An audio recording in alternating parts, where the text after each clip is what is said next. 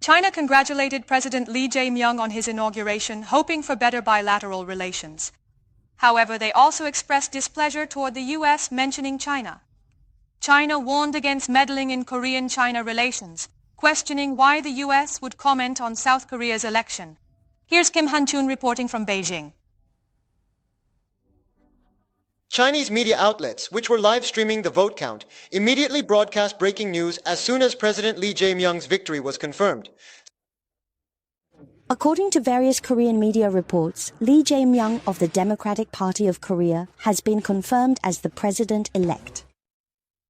State-run media have highlighted Lee's rise from a factory worker to a politician, calling it a small legend and shedding light on his life transformation. What you're seeing now is China's state-run CCTV. They showed great interest, covering President Lee's news as soon as the program started. Not only the media, but also China's largest portal site had President Lee trending as the #1 search term for 2 consecutive days, reflecting China's enthusiasm for improved bilateral relations.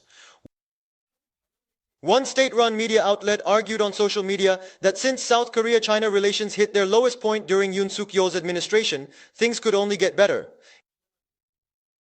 In line with these expectations, Chinese President Xi Jinping sent a congratulatory message referring to South Korea as an important neighbor and cooperative partner, expressing his intent to further develop bilateral relations.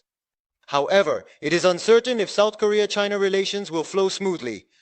The U.S. expressed concerns about China's influence when commenting on South Korea's election results. China expressed its displeasure, warning against interference in South Korea-China relations.